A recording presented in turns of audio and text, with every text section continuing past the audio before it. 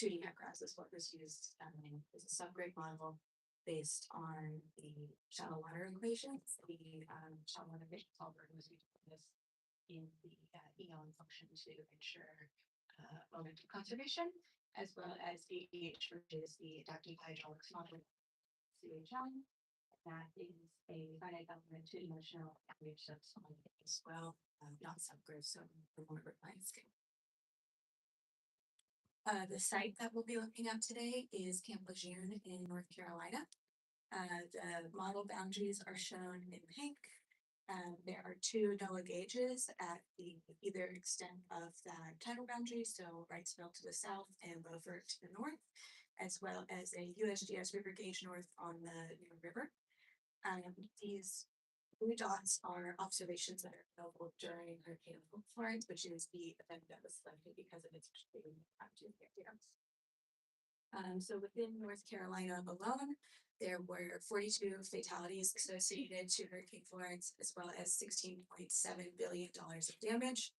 $250 million of these damage was done to roadways, with over 3,000 of them requiring major repairs, including a period of time that Wilmington was almost completely cut off from broader access to the rest of the state because of damage done to I-40. Over 2,000 roads were closed during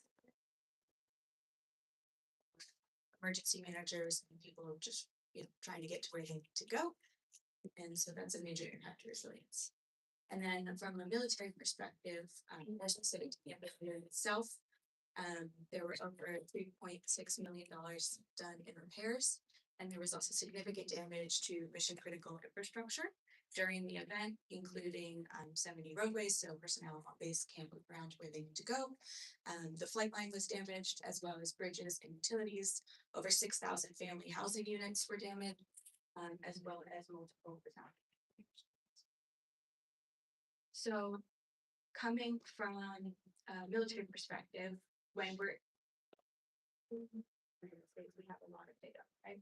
We have really high fidelity terrain models, we have all the gauges, we have everything that you could ever want, and we have access to it very quickly. I can tell you when there's concerns outside of the continental United States, this is not always the case. And so it's important to understand what the impact of having this lower resolution, higher uncertainty data is, not just to the modeling, but also to that network analysis. And so we've taken this known event that we have really high data fidelity for, as well as extensive ground truthing available, and applied both a globally available data framework as well as a high resolution local data in order to directly compare the impacts of those two things. So throughout the presentation, I'm going to refer to the globally available data as coarse, and that's really just the size of the topography that's available. It's much coarser, and the high resolution local data as fine because the grid scale is much finer, just for clarity. The boundary conditions of the model for HECRAS come directly from the NOAA ProOps gauges. So you see Wrightsville to the left and Beaufort to the right. Wrightsville is a simpler gauge to calibrate to, as it's directly on the coast. Beaufort is located on the sound side of the island, so you're going to see further on in the presentation, we do not match there quite as well for either data set, and that is expected. So this is a look at what I'm talking about for the coarse mesh. So the topography is behind. You can see there's about 180,000 cells. The bathymetric resolution is very coarse at 350 meters through eTopo. And the topographic resolution from TandemX is 12 meters, though this does not include any of the side streams. So the TandemX, that's all at 0. They were either hand carved in from the bathy topos we had upstream, or it's our best guess. We treated it like I had no other thing. The fine resolution or locally available data has about 2,000 cells. The cell count is similar because the break lines along the roadway, since those were areas of concern, are consistent across both models. Though we were able to have higher resolution in those upstream side channels, which is the major difference between the two meshes. The inland resolution for the topography is 1 meter. I'm using inland and coastal and not topography here because the inland data is a combined data set together by the USGS that combines topographic and bathymetric data that was done post-Florence specifically for this kind of modeling work. And the coastal data or offshore data is from the CRM as that data set kind of cuts off at the beach. So we had to stitch the two together. For upstream boundary conditions, GLOFAST and the USGS gauge upstream was used. The GLOFAST for the coarser global data and the USGS for the higher resolution local data. In general, they match fairly well in terms of both water volume. However, the GLOFAST data has a larger spread, and so it has a lower peak that goes on for longer, whereas the USGS New River gauge really captures the highest spike that occurred during Florence. Other inputs for the coarser global model include ESA world cover for the land cover to determine the Manning's End and Tegras.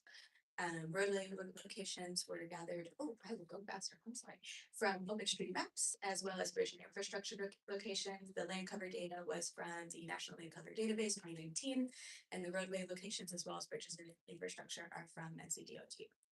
So higher resolution in all ways.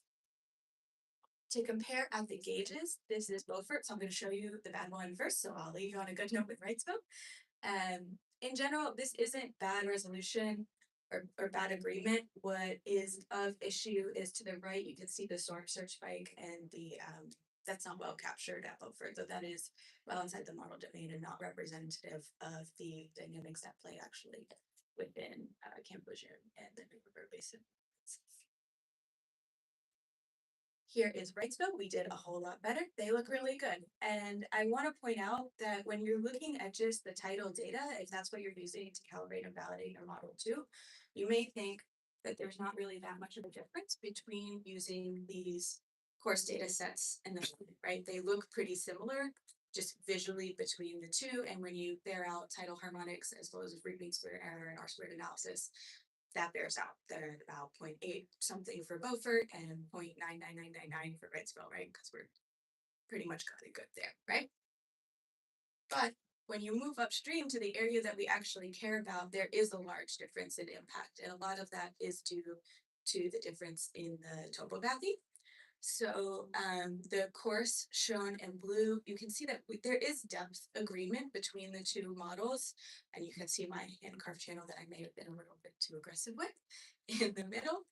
But when you look directly at those side channels extending into the camp, you see that the flooding does not extend as far upstream. And so roadways that in reality were impacted and infrastructure that was in reality impacted during Florence is represented in the fine model and not in the course. And so there is significant difference between the two when talking about smaller side channels and impact to actual infrastructure, even though the traditional way of looking at the model calibration may bear out that both are valid.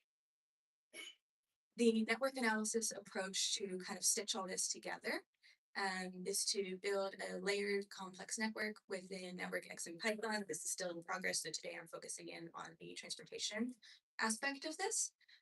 You can see that there is spatial correlation between the nodes, and so it's important to have a spatially aware network that's also has its complex relationships well represented.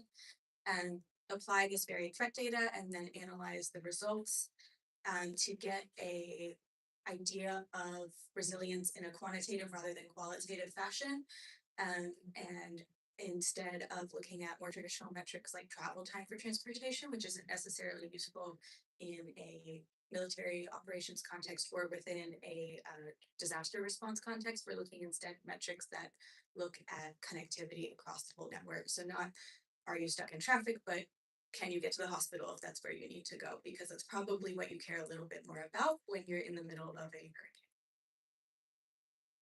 So one of the preliminary results we looked at is the ability of personnel in the surrounding area to actually access the station. So this is delay to gate during Hurricane Florence. This was a test with a sea level rise scenario of high 100 years in the future. So on the left is the population distribution. of the area. So personnel are really concentrated in that northwest quadrant. To the right is distribution through Brony polygons to the nearest gate. And to the farthest right is the overall delay as a result of population fraction. And so you can have an idea geographically which of these gates are most impacted or which of these gates are the most vulnerable to different populations. In this case, it's the right gate 5, for example. And so this may have an idea, okay, if we have an event coming, we have personnel in this area, this is an area of critical importance to us. Do we need to have people come on base and stay? Do we need to have people be relocated to maybe the northeast portion? What is our response in terms of this specific kind of disaster? So there's a kind of quantitatively back plan of play. The other important thing is second order effects. So this is basically when the road is inundated, it's also more susceptible to rutting and other damage. And this can combine so that you have a road that would be passable from rutting or passable from floodwater, but it's not passable with both together. And these impacts are exponential. So when you would have, 2,000 passes before you would have rutting in one case, and I'm done, you go down to 10 when it's fully saturated.